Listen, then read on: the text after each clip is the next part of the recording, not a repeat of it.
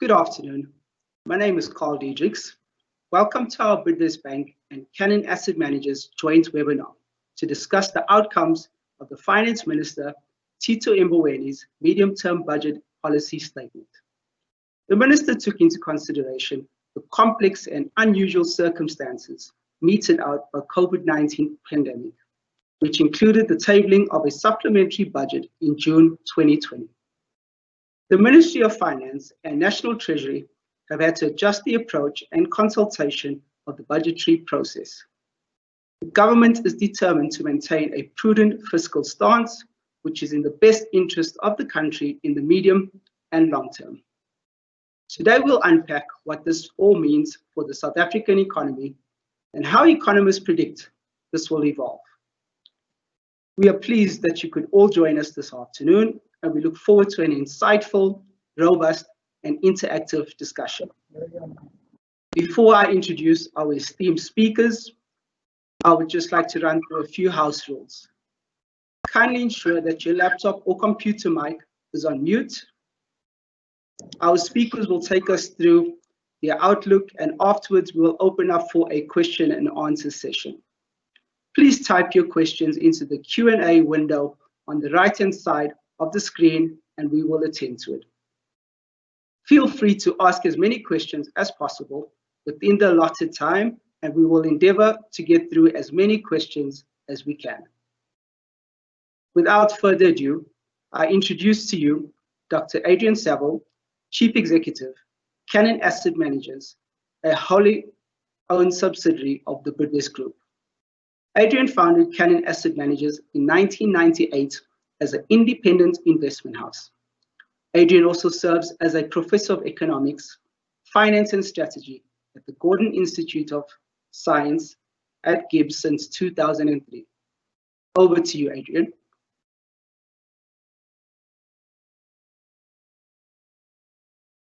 Carl, thank you for those words of welcome and the opportunity to share this platform with you. To all of the guests on this webinar, welcome. Perhaps if you've had any opportunity to listen to media, social media, broadcast media in any shape or form in the last 24 hours, by now you are medium-term budget policy statemented out. That 24 hours on, we reach the point of exhaustion or saturation. All the points have been made. And I would venture to challenge that perspective for at least two reasons. The first is very often the immediate response, the immediate reaction is exactly that. It's the in-the-moment stuff. And on opportunity to reflect and digest and assimilate or absorb arguments and ideas from wider audiences and other markets, there's sort of pause for thought and, hang on now, let's go back to what was said yesterday afternoon, and maybe there is another angle to it. And that's at least one of the reasons why I think it equips us not to rush to the market with immediate commentary, but to rather spend some time reflecting and digesting. The second is the second reason why I think we have some fresh and novel content is because of the esteemed guests I have the privilege of hosting on the platform with Carl this afternoon, Asaya Mahlanga and Tabi Leoka. They need no introduction, but I will introduce them in a moment. Before I get to that formal introduction, perhaps I can share with you some of the comments that I've made internally to Bidvest Financial Services, clustered businesses or associated businesses. And just coming onto the webinar, Isaiah was saying to me, well, it's really hard to find good news. And I agree with him. It is hard to find good news in this environment. But that should hardly be surprising, A, given our backdrop where South Africa came into COVID-19 in a state of recession, and then B, we were absolutely slam dunked under lockdown circumstances. So I think it's unsurprising that it's really hard to find any good news. We've also heard the story for a long time about fixing the balance sheet, sorting out state-owned enterprises and so on. And no doubt we'll come to that in both Thabi and Isaiah's presentations. But maybe I can use this introduction just to share some of my early observations and indeed in that point to a couple of silver linings. So there's four things that I take away as being positive, and not for one moment am I suggesting that these are wonderfully positive and all here is solved, move on folks, there's nothing to see. That's not my suggestion at all. I present the positives because I think it is very easy to lose sight of those constructive points or of those opportunities when the landscape is this tough. So in no particular order, here are four of the positives that I took away. The first was the repeated reference to high frequency data points and green shoots that suggest we have moved into a more buoyant environment. What we don't want to confuse is that buoyancy with any type of recovery back to normal, because we're admittedly bouncing off the very low base of the second quarter of 2020, where we were under severe lockdown conditions. But it remains the case that there are these green shoots that are being presented by high frequency data. That means things are getting better, not worse. The second is that there is strong support for the recovery or the rebound in the form of the recently announced Economic Reconstruction and Recovery Plan, or the ERRP, which was tabled recently. That plan places infrastructure at the center of the program. And if any of you have attended these Bidvest Bank webinars over the course of this year, you will know that this is a drum that we've been banging hard in talking about the prospects of spillover and multiplier and linkage effects, that if infrastructure is at the center, it is those industries of engineering, building, construction that have strong spillover, multiplier, linkage effects, and they are particularly labor absorptive. The third is I would take positives from news around electricity supply, the reference to the municipalities being allowed to take responsibility for distribution, that there is 12,000 megawatts, I think that counts as 12 gigawatts of new electricity capacity on its way through IPPs, and that Eskom's roadmap and unbundling is underway. So that I would put as a third positive. And the fourth is that there are very specific references. Very often the medium-term budget policy statement is criticized for having vague references and pointing into a very distant future. But there are some specific positives that I would take away, including the 96 billion on the for accommodation for 300,000 students, blended finance programs in the healthcare sector, so hospital spend on Chief Albert Luthuli in KwaZulu-Natal, the Tygerberg and Klipfontein hospitals in the Western Cape. So those are some silver linings, and I run the risk, if I carry on, of stealing a lot of my colleagues' thunder. So let me then point to the obvious, that the cynicism is about, well, you reference the fact that you're going to rein in expenditure, but the way that you're going to rein that in is by the wage bill. We don't have any evidence yet that you've been able to do that. Why should we believe you now? There is an ambitious prospect that we will actually turn the fiscal balance into surplus. Thabi, when I read that, I immediately thought that's got to be my first question to you when we speak later. So you can start lining up for that one. But even, whether a surplus is on its way or not, what has happened is the debt to GDP hump not only is higher than anticipated during the adjustment budget that was announced in June, but it's been pushed out by a couple of years. So it suggests that the fiscal strain is going to be deeper and steeper. And then the third is I will borrow from Andrea Masia, who says that there is non-negligible risk in that money will have to be borrowed. And this has particularly important implications for capital markets, and I think of Bidvest Bank, which sits adjacent to us in the Bidvest Group, what that might mean for them. And so I'd like to talk to both of you, Isaiah and Thabi, about the implications for capital markets, not just cash and bonds, but also the peripheral or tangential, adjacent, that's the word I need, adjacent capital markets of equity and property, where equity is the investability of businesses and property is very often a bank balance sheet. And then the million-dollar question has to be, what does all of this mean for the rand-dollar exchange rate?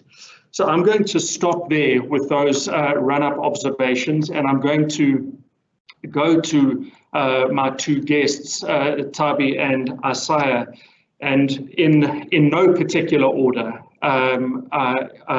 We have invited Isaiah to make the first observations.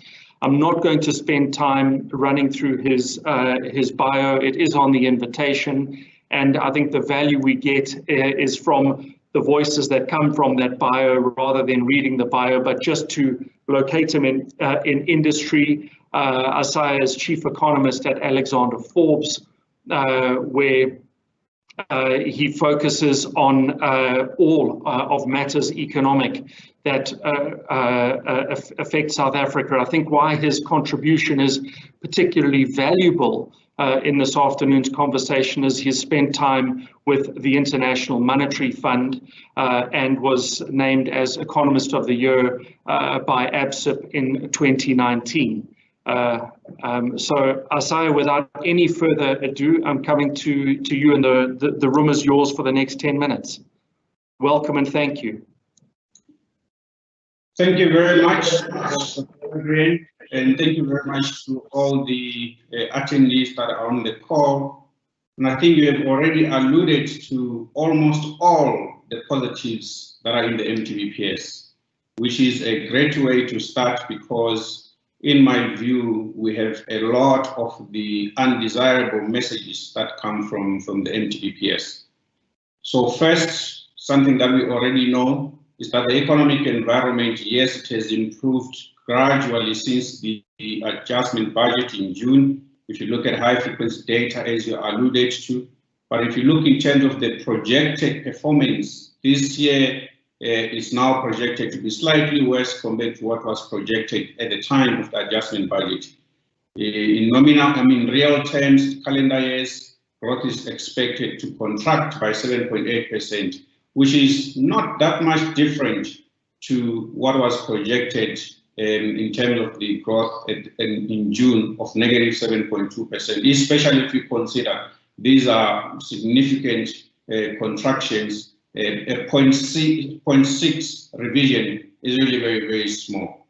But if you look in fiscal years, National Treasury is forecasting a 9% contraction this fiscal year, followed by a rebound quite aggressively to about 5.2% next year.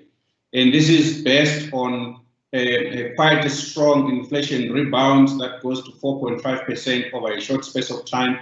But in an environment where demand has collapsed, one struggles to see where will that inflation push going to come from. So that's the first question that I put in terms of the forecasted macroeconomic projections. But if we just look in terms of what that does in terms of tax revenues, relative to the adjustment budget, tax revenues are now much lower. This year, about 7 billion, roughly there. But if you also look in terms of the impact on the debt to GDP ratio, as you alluded to, it's now higher in terms of where it stabilizes at 95.3%. And it's now later in 2025, 2026, instead of in 2023, 2024 as previously. But all this is based on the ability of national treasury or government to be able to trim the wage bill by a cumulative 313 billion over the medium-term expenditure framework, which looks to me that is too ambitious, but it also almost implausible or is politically impossible, especially if we consider the fact that part of the adjustment in the wage bill is not following through with the last year of the wage agreement that was signed in 2018, which government said they don't have money, they're broke, therefore they can't pay. But Labour took them to court and it's now sitting in the court process. We are going to hear in December what the court is going to decide. But without being a legal expert, let's just perhaps look at whether that is practical or not. Labour is just one service provider to all of government. There are many other private sector service providers to which government has not said anything in terms of whether they are able to actually pay for services rendered or not. So I find it difficult that Labour has been singled out, that government cannot pay, and as a result, it doesn't want to follow through with a contractually binding agreement which they signed. So first, I don't think government is going to actually succeed in not paying for this particular wage agreement, which can be enforced by Labour. But let's say Labour loses and government wins. Labour can still go into the street and strike and really grind all of government services to a halt, which means still government is going to be forced to come back to the table and negotiate for actually settling and following through with that particular wage agreement. So that only for this fiscal year. For the next fiscal year, government is proposing a freeze in government wages, which for me again is not politically plausible, especially if we consider that it's a local government election next year and Labour is going to use that to actually force the government's hand to settle at some more than 0% increase in salaries and wages. That alone will render the current fiscal framework out of the window, because a lot of that adjustment is based on the ability of government to actually be able to reduce the public sector wage bill. So markets, yes, they're priced in for a disappointing MTBPS. We have seen the yield curve quite steepen aggressively, but over the short end, we saw yields falling roughly about 6 basis points. But if you look from the mid of the yield curve, we have seen bond yields spike from anywhere between 6 basis points to 18 basis points from yesterday to today. So that is a reflection of what markets are interpreting from the budget. But I would say perhaps they're not even interpreting it, they're not even pricing in potentially the significant risks that are coming. I'm expecting the debt to GDP ratio to be even higher than 95% of GDP, and the consolidation to be even pushed further beyond 2025, 2026, because government is not going to be able to cut spending as much as it did. But let's say government is able to cut that spending. It's quite significant, it's quite deep, which means we are likely to revert into a recession as soon as we go out of it, because cutting government spending in the middle of a recession when the economy is not yet fully recovered will actually reduce productivity, will actually reduce the actual growth through consumption that is supposed to lift the economy out of recession. We have been accustomed in many countries that when a country goes into recession, what they need to do is to increase government spending to actually lift the economy out of recession. But we are consolidating even before the economy goes out of recession, which for me is quite a big risk. So we are doomed if we do, we are doomed if we don't. But one thing that I also didn't find are the growth enhancing mechanisms that can actually lift potential growth beyond the current potential growth of between 1 and 1.5%. This for me illustrates that National Treasury itself does not believe in the reconstruction and recovery plan, because if it did, the growth projections for 2022, 2023 and beyond would have been much higher than 1.5%. So it's as if we just return back to the same economy that we had before COVID, where economic growth is quite muted, just below 2% for a sustained period of time. So the impact of the economic recovery and reconstruction plan are not yet reflected in the plan, which for me is a big concern. I think I'm going to stop there and leave some aspects to Thabi to touch on. Thank you very much.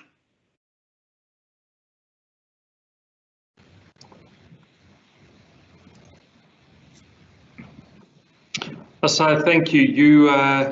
You threatened early on that that you were really scratching to find positive components, and you were good to your word there.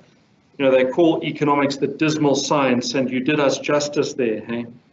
I mean, I have to say I would agree with your headline observation that it's very hard to find reason to believe that when South Africa comes out of the current crisis and moves into some resumption of normality, it is hard to find evidence for a case of optimism about economic buoyancy. I'm turning to Thabi in the hope that there is something slightly more positive. I suspect that we may have shaken everything out of the tree, Thabi. But let me come to you. First, if you'll just give me the opportunity to introduce you. The two of us have known each other for many years, and I've had the privilege of hosting Thabi on a range of platforms. In fact, I had the privilege of hosting both Isaiah and Thabi earlier this year with my business school class, and it was an incredible a benefit to the class to have these on-the-ground practitioners. Thabi, as you know, is a member of the President's Economic Advisory Council and has been involved in a range of public and private sector initiatives, including the Public Investment Corporation Commission of Inquiry. She's a non-executive director of MTN and the Small Business Institute and ACT Afrique. She started her career at a bank that has a zebra, or a banking group that has a zebra, and has a PhD in economics from University of London. In fine form here, Thabi was named Economist of the Year in 2017 by ABSA. And can I cheekily ask the two of you, what are my chances? So Thabi, for the next 10 minutes, the floor is yours. I'm glad you found that funny, Asai. I can see you smiling. Thank you. Thanks for being with us, Thabi. The room is yours for 10 minutes. Thank you, and thank you to Bidvest Bank for this opportunity. The Prof sounded very exacerbated after Isaiah's talk. And unfortunately, I'm not going to lift his spirits, not because I intend to dampen them, but because the MTBPS was a damn squib, in my opinion. I found very little difference between the supplementary budget and the MTBPS. The anxiety around the MTBPS came very late, because I remember when I was asked by investors based in DC about 2 months prior what my views are on the MTBPS, and we were still digesting the realities that were ironed out in the supplementary budget and the subsequent second quarter GDP numbers and the unemployment numbers. And I think that those figures that we received were sobering and really showed the real impact of the pandemic on the economy. And so this anxiety around the MTBPS came very late, because it was now what can and what should we do. And as a member of the Presidential Economic Advisory Group, I was fortunate in that we had a meeting with the President and the economic cluster, I think a week before the recovery plan. And so we were able to contribute somewhat towards that, but my personal contributions were very quite prominent in the MTBPS, and I'll explain which part, because I think a lot of it was just not as I had expected. So the main issue was with fiscal policy that I have in South Africa is that I actually don't know what our fiscal policy is. And when you don't know what your fiscal policy is, then there's a fiscal credibility issue that we are faced with. Over the past couple of years, we had said that we are going to consolidate debt. And if you look at the numbers, we actually were quite expansionary. And I think that there were a few events that really compromised the fiscus, besides the financial crisis that led us from a surplus to a deficit. And that is the fee-free education announcement by the former president before the ANC conference. And that was out of budget and has been kind of a monkey on our shoulder, or Treasury's shoulder, since then. I was fortunate to be part of also the Free Commission, where the report actually had said that we cannot afford fee-free education, and that there are other mechanisms that we can use to actually help students. Now, this has become a problem for us now because it sits within our budget. It sits in our expenditure. It's part of a big chunk of our expenditure. The other one is state-owned entities. So over the years, again, we said that we're going to consolidate, and yet state-owned entities have undermined this consolidation. We've seen money come out of the fiscus and support Eskom, support SAA, support SA Express, Denel, you name it. And this has, this has again dug a deep hole in our fiscus. So when I talk about fiscal, what is our fiscal policy? Because we said one thing and then we did the exact opposite. The other problem that we have in terms of our fiscal credibility is that we are funded, as Isaiah was saying, by investors. And investors need certainty. And so with every year of pushing, kicking the can down the road and saying something and not meaning it and doing the opposite, investors are increasingly looking at other countries that to them are more attractive. So what we have in terms of our budget is that we have a huge non-discretionary costs in our expenditure. And these are the wages, which I'll speak about and Isaiah did talk about. The other one is social grants, debt servicing costs, free education, and now expenses that has gone towards especially the health, because of the health sector, because of the pandemic. So after we've paid for this within our expenditure, there's actually very little room for anything else. And what was shocking also was the revelation that we issue our bonds equate to 2.1 billion a day. This is the debt that we incur in order for us to actually fund these non-discretionary costs. On wages account for about 36% of total expenditure. And so, Treasury was a little naughty this time, because in the February budget, it was very explicit. They explicitly said that labor productivity is low, and as a result, and also increases in public sector wages far outpace increases in the private sector. And this time around, they softened the productivity problem, and it was very explicit in the speech that the minister had said that no, it's actually not so much about the head count, and also motivated that public sector employees are actually hardworking. But the numbers are from Treasury have stated that productivity is quite low, and we also see similar research from the IMF. The problem with this 36% expenditure, especially when that goes towards a sector where productivity is quite low, increases in growth in salaries is very high, the taxpayer has to pay towards these salaries.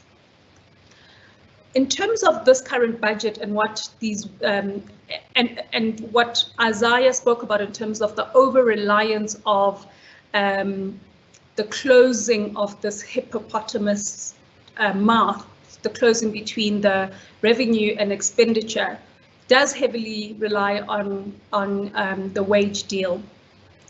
And unfortunately, I don't see them succeeding, as Isaiah mentioned. And here's the problem.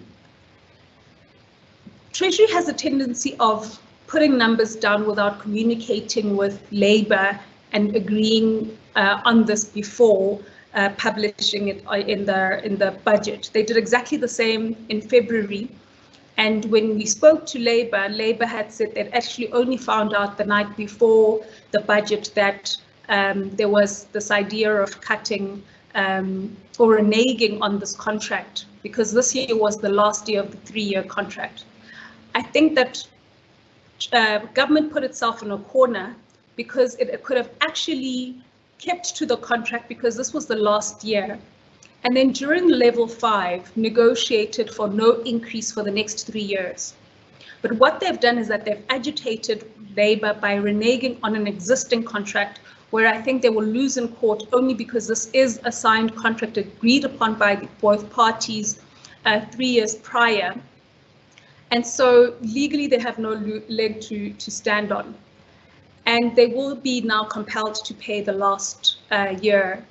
And because they agitated Labour, and I think there's a missed opportunity where government could have actually, during level 5, when companies were shedding jobs and it was in the public, and level 5, everybody was anxious because we didn't know whether we'd see the next week, yet alone the next day. That was the time to introduce and to renegotiate with Labour on the next 3-year wage agreement.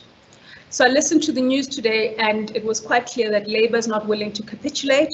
So this 300-odd billion rands that they expect to raise out of a cut in wages is unlikely to happen, which means that again goes back to the credibility issue, that if we don't shrink the deficit and if we don't contain debt, we do really have, the credit, I guess our credibility remains an issue.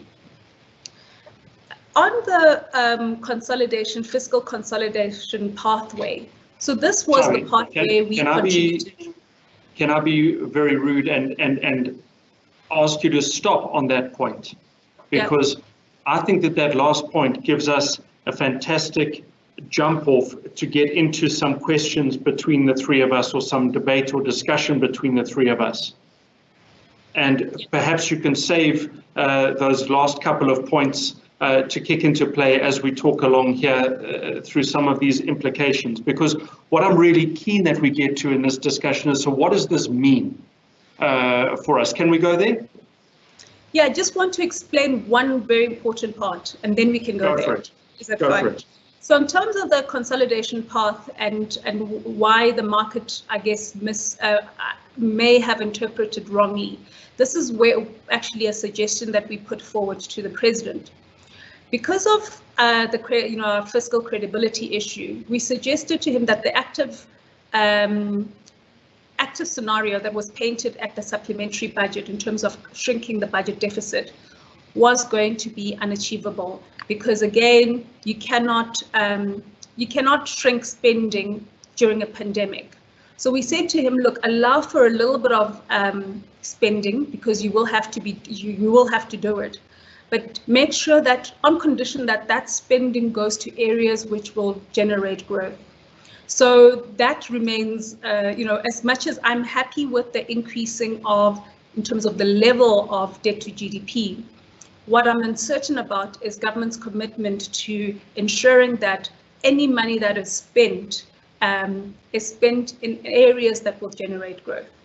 So, Prof, you can kickstart your Q&A. Okay. This very formal prof stuff is, but I'll take it. Okay, so I mean, rather than Q&A, I'm hoping that we can sort of kick these things quite hard, because where I really want to go to is, so what does this mean? You know, what are the implications for our clients, for our customers, for the businesses that sit in this group?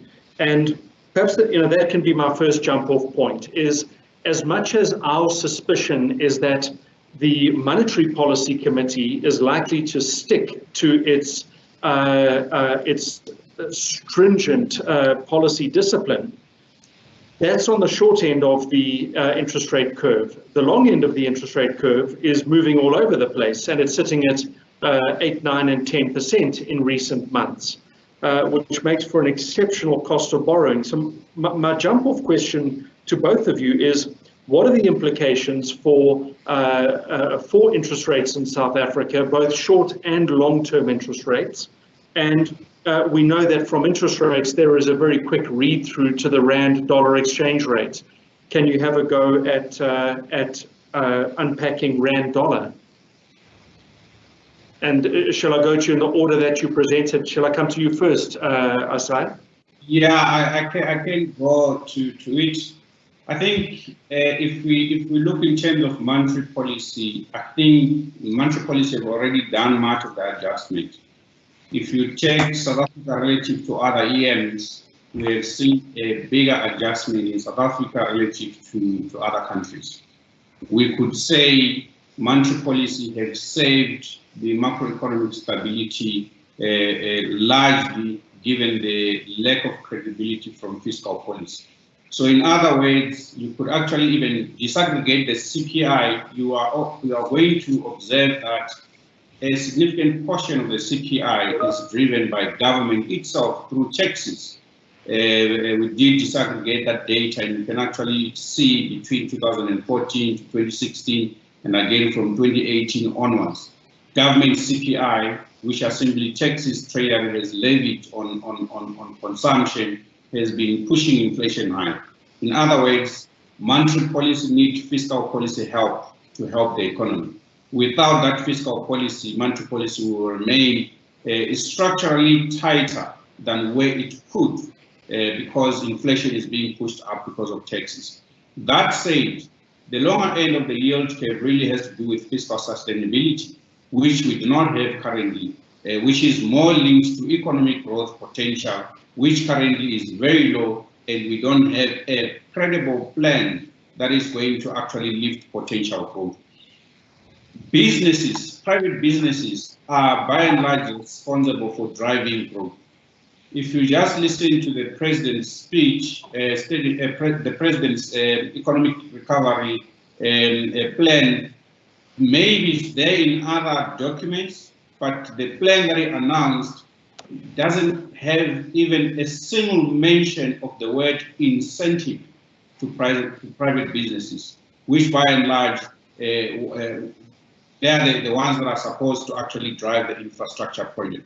So on the rand view, given those remarks, I think much of rand volatility or movements are driven by offshore events. Over 60 to 70% are driven by global factors. They are not SA specific. And if you look at the global factors that will drive dollar rand, are really expectations in terms of the Fed, the monetary policy stance, which currently says lower until 2023, which means no change in interest rates. But we have another caveat, which is the potential for Joe Biden winning elections, and as a result, implementing a 2.5% of US GDP in infrastructure and clean energy spending. That goes directly into the real economy. It's not equivalent to a QE, which resulted in asset price inflation. This will be spending in the real economy. It will be inflationary.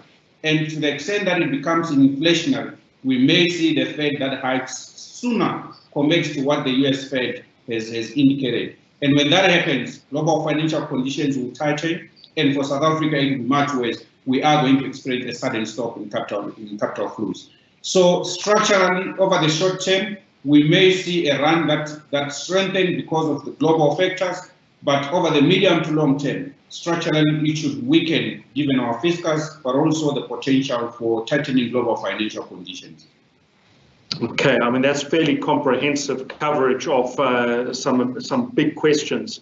So I hear you saying near-term interest rates are looked after, long-term interest rates, the bond market, you're not convinced by our sustainability, and the pricing there looks quite wobbling, and that the Rand could actually get some support near-term, but long-term it doesn't have the necessary structural strength. I hope that I've captured your observations accurately. So yeah, I'm not going to... Absolutely. If I had better time, I would have summarized like you did, as someone said. Well, I get the privilege of listening while you have to have these cogs furiously turning and working it out in real time. Thabi, I'm going to come to an area where you've spent a lot of your career, and that is the investment market. Are there any read-throughs for you for the property sector in South Africa, or for the stock market, for the Johannesburg Stock Exchange, or companies more broadly? Yeah, so I think that it's a very interesting question, because so internationally, stock markets have done very well. So whoever's invested in global equities has fared better than let's say even the bond market and even properties. And to the extent that the IMF and the World Bank are talking about a K-shaped recovery, where those who are invested in the equity market have gained so much wealth, especially those within a particular asset class that is the fintech, and they have done extremely well. It's created a lot of wealth and value in that sector versus others. And obviously the problem here is that it's created this huge global inequality that needs to be corrected after beyond the pandemic. My worry for South Africa and is the credit for banks, especially. It's the the credit crisis that we seem to be faced with a credit crisis, or nearing a credit crisis, and a credit crisis when our banks have been buying bonds, and so has the Reserve Bank. But despite us buying bonds, the long end of the curve is steepening. And so that is a classic textbook example of what a credit crisis looks like, where despite there being some form of stimulation in the bond market, especially when banks buy, that should instill some confidence. We're not seeing that being interpreted with the reaction of the bonds, the way the bonds have reacted, and which worries me, because investors are not buying into the SA Inc. story, and our investors are actually demanding a higher compensation for the risks that they're taking. And what you're seeing is an increase in the long end of the curve as a result of that. The other problem that we have for our banks is that we have had this credit or loan guarantee scheme that is supposed to help small and medium-sized entities, and that is not translating well. Out of the 200 billion that was announced, 100 was actually, only 100 was guaranteed by Treasury. And out of that, I think the banks cumulatively requested or stated that they can allow for about 67 billion altogether. And out of that 67 billion, only 16 billion has been extended by banks that are participating in this credit guarantee scheme. Wow. I mean, that's a long way short of the policy and ambition. Hey? Absolutely. So if we had to actually calculate whether the 500 billion has gone into the system. Can I stop you there and ask you, sorry, can I interrupt you and ask you there, why do you think that's the case? Why the uptake has been so modest? It's a demand and supply issue. I think that I wasn't in favor of the loan guarantee scheme. We've had a loan guarantee scheme in South Africa before, which had exactly the same structural problems. So part of it is that instead of you still using the bank's credit method to look at a lender.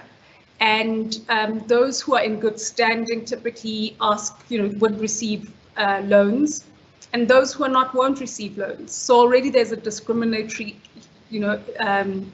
method there. The other one is that the companies also, South African companies don't like debt. So companies are also not taking up a lot of the debt that is there for them. The other reason is that the conditions set by National Treasury and the Reserve Bank are very onerous. I did a bit of research and I know that many have said the banks are, which I think they are, but the banks have been given conditions by the National Treasury backed by the SARB as the underwriter of this debt. And again, it's restricting banks on who they should extend these loans to. An example is that loans that, if there's a default, for instance, banks get the 6% fallout, but then the National Treasury then pays the difference, the 94%. Obviously, we don't want to get to that point, so no one is taking the risk. So there's a bit of a prisoner's dilemma situation, but I think that again, I read a very interesting article about the discriminatory model of and not just South African bank, just globally in terms of how the credit methodology discriminates. And with AI will be better suited to actually sieve through and look at other characteristics of a lender versus the traditional ways that we've historically viewed lenders in South Africa. A bit like with the same implication for investment managers. I see Carl's video has come back on, which means we've got to kick back to him.